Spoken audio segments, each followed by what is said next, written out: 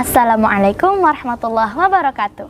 Sahabat Kuhas TV yang dirahmati Allah, berjumpa lagi dengan Ana Rania di acara Ramadanku, Ramadan bersama Kuhas.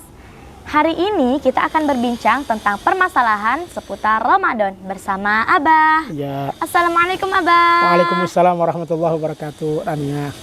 Apa kabarnya Abah? Alhamdulillah sehat, Ananda. Alhamdulillah.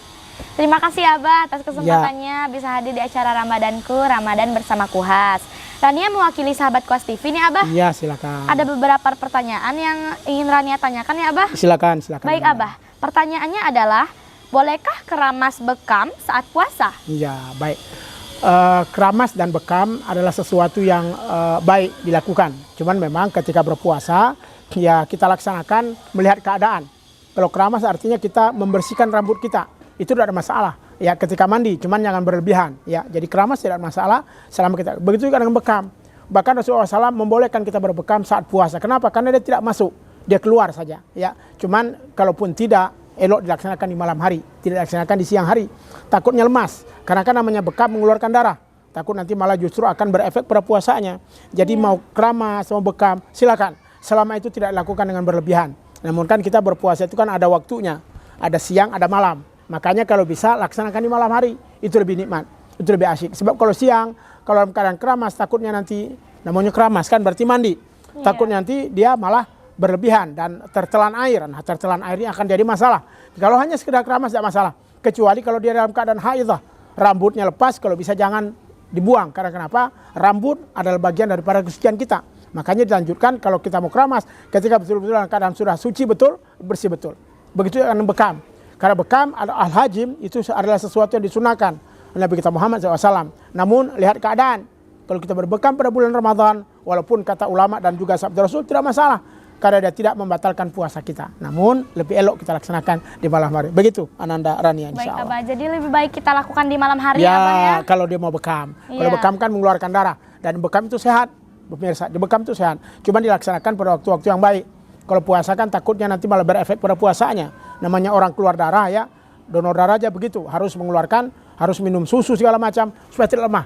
Takutnya nanti gara-gara dia bekam, kemudian dia akan lemah dan berefek pada puasanya. Jadi carilah waktu yang pas untuk berbekam. Begitu, insya Allah. Baik Abah, terima kasih Abah. Lanjut nih Abah, ya. Batalkah puasa jika kita melihat aurat secara tak sengaja dan apa hukumnya Abah? Iya baik. Aurat itu ada sesuatu yang tidak boleh diperlihatkan pada orang lain. Makanya dalam fikih itu ada 3 hal. Aurat ya, ada aurat untuk diri sendiri, ya. Kemudian ada aurat untuk suami istri dan ada aurat untuk keluarga. Nah, untuk sendiri, untuk umum itu semua tertutup, tidak terkecuali. Tapi kalau untuk suami atau istri itu ada tentu hal-hal yang boleh diperlihatkan. Ada juga untuk keluarga. Kalau keluarga berarti ada hal-hal yang ya macam misalnya kalau dengan suami kan rambut tidak masalah terlihat. Kemudian juga bahkan lebih dari rambut boleh kalau sama suami. Tapi kalau sama keluarga rambut boleh lihat. Tapi hal-hal yang sangat vital tidak boleh terlihat. Ya misalnya tidak pakai baju di rumah, kalau kan tidak boleh. Tapi kalau sama suami istri boleh. Karena itu adalah bagian aurat yang dilaksanakan. Makanya aurat itu ada batasan-batasannya. Nah ketika berbulan puasa, eloklah kita jaga aurat kita.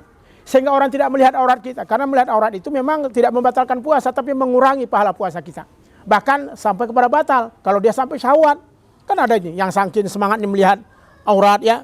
Sampai-sampai kadang-kadang naudzubillah keluar sesuatu yang dapat syahwatnya pun tinggi. Sehingga dapat junub dia laksanakan. Dan itu bisa membatalkan puasanya. Maka jangan sampai melihat aurat. Karena itu minimal dapat mengurangi pahala puasa kita. Jadi kalau ada istighfar lah. Lebih baik ganti yang lain. Misalnya ketika kita nonton TV kemudian terlihat agenda-agenda atau acara-acara yang kebetulan ada memperlihatkan aurat. Lebih baik hindarkan. Karena min husni islamil mar'i tarkuhu malayanihi. Seorang muslim yang baik meninggalkan sesuatu yang tidak bermanfaat baginya.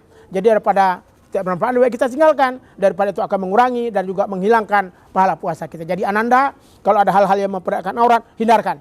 Ya, memang secara hukum sih tidak batal. Karena kenapa? Tidak makan minum. Tapi itu bisa batal kalau sampai berlebihan.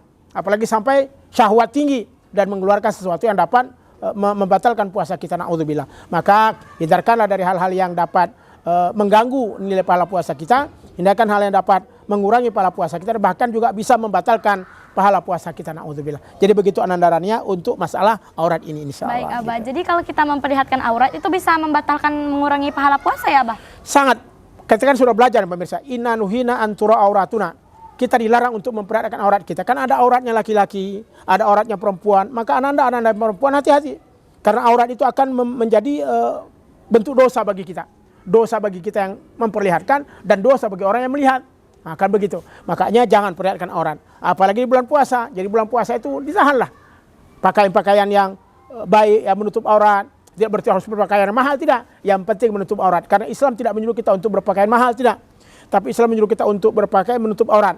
Artinya ada aurat-aurat tertentu bagi laki-laki perempuan yang wajib ditutup untuk menghindari fitnah-fitnah yang ada dalam kehidupan kita sehari-hari. Begitu, Ananda Rania, insya Allah. Baik Abah, terima kasih Abah atas Sama-sama, penjelasannya. Itu sangat bermanfaat sekali bagi kita semua, terutama bagi Ana pribadi. Ya. Baik pemirsa, demikian perbincangan kita pada kali ini. Berjumpa lagi di episode berikutnya di acara Ramadanku, Ramadan bersama Kuhas. Ana Rania pamit undur diri. Wassalamualaikum warahmatullahi wabarakatuh. Waalaikumsalam.